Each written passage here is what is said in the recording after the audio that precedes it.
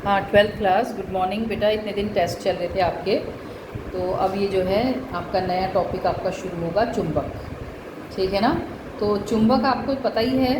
चुंबक आप ने अपने डेली लाइफ में भी देखा होगा कि वो क्या करता है, लोहे की चीज़ों को अपनी ओर आकर्षित करता है। ठीक है ना।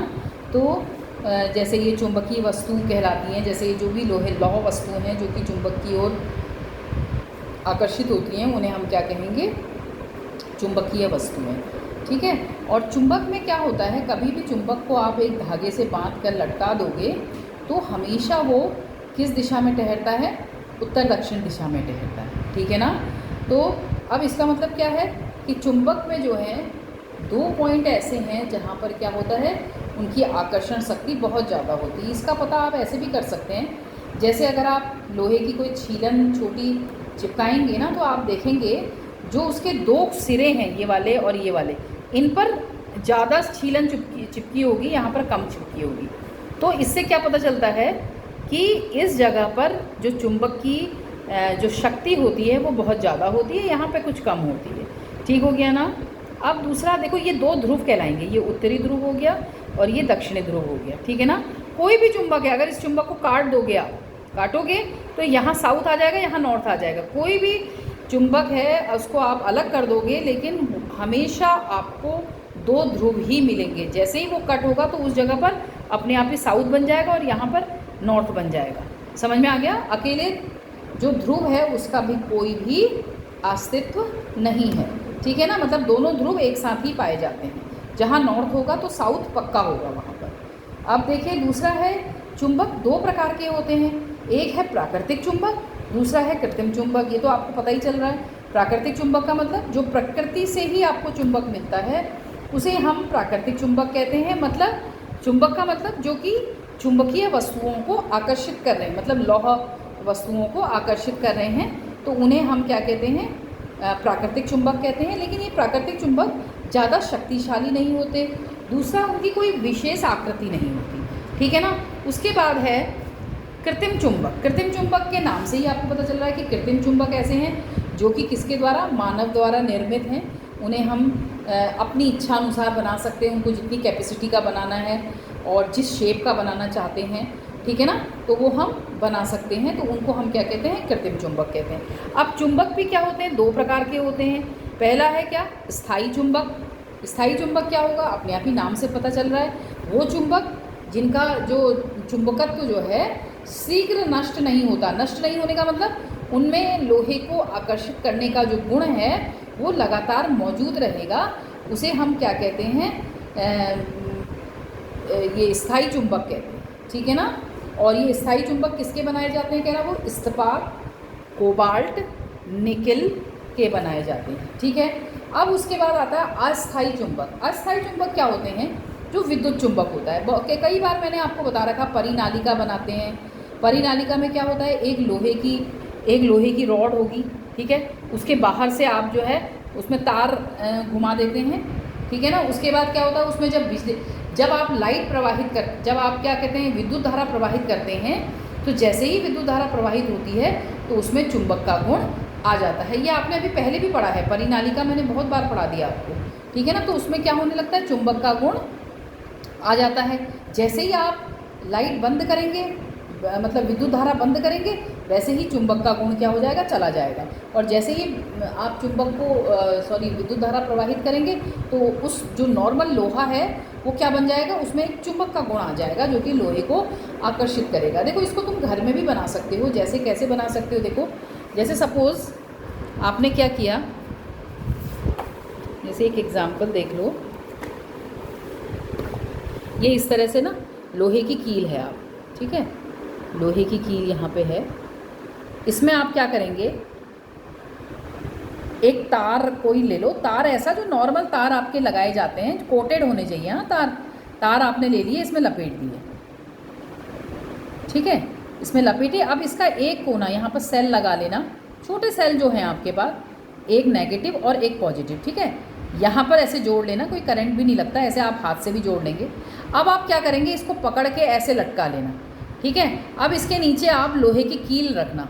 जब तक का तो इससे टच करके रखेगा तब तक तो वो लोहे की कील जो है छोटी कील को आकर्षित करेगी, और जैसे ही आप ये कनेक्शन हटाएंगे तो ये नॉर्मल लोहा बन जाएगा। समझ में आ गया? तो ये आप अपने प्रैक्टिकल करके देखना। तो ये आपका क्या हो गया, आपका स्थायी, ये अस्थायी चुंबक हो गया।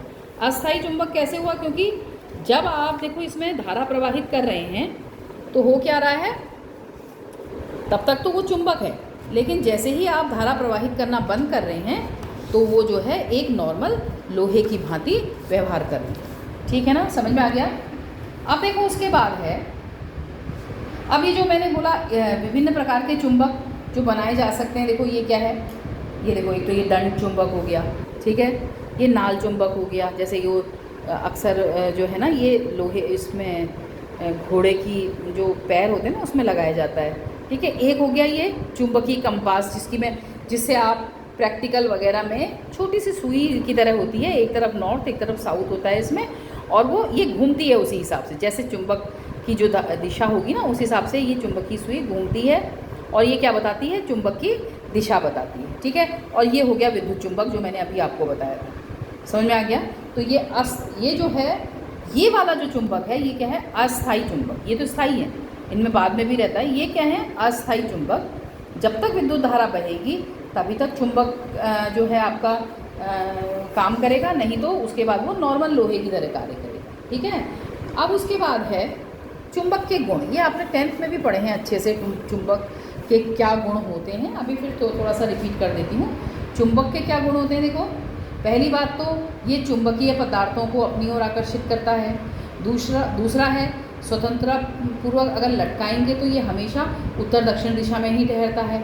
ठीक है, तीसरा है सजातीय ध्रुव। ये भी आपको पता है, अगर नॉर्थ पोल को एक साथ लेके आएँ या दक्षिण पोल को एक साथ लेके आएंगे तो वो एक दूसरे को क्या करते हैं, प्रतिकर्षित करते हैं, और अगर नॉर्थ और साउथ को एक साथ लेके आएंगे तो वो एक दूसरे को आकर्षित करते हैं। ठीक है ना, तो क्या है, विजातीय ध्रुवों में परस्पर आकर्षण होता है और सजातीय ध्रुवों में क्या होता है, परस्पर प्रतिकर्षण होता है। ठीक है, अकेले उत्तरी ध्रुव या दक्षिणी ध्रुव का कोई अस्तित्व नहीं होता, अभी मैंने आपको बताया। और चुंबक को गर्म करने पर, बार बार ऊपर से नीचे गिरने पर या हथौड़े से पीटने पर, घिसने पर क्या हो जाता है, चुंबकत्व नष्ट हो जाता है। स्थायी चुंबक भी आपके खराब हो सकते हैं अगर इस तरह की कोई घटना होती है। ठीक है, उसके बाद आता है आपका चुंबकीय याम्योत्तर। देखो बेटा, चुंबकीय याम्योत्तर क्या चीज़ है, वो क्या कह रहा है, देखो, स्वतंत्रता पूर्वक लटके हुए क्षण चुंबकीय अक्ष से होकर गुजरने वाले ऊर्ध्वाधर समतल को चुंबकीय याम्योत्तर कहते हैं। जैसे देखो ना, एक समझने के लिए मैं आपको एक एग्जांपल देती हूँ, थोड़ा समझिए।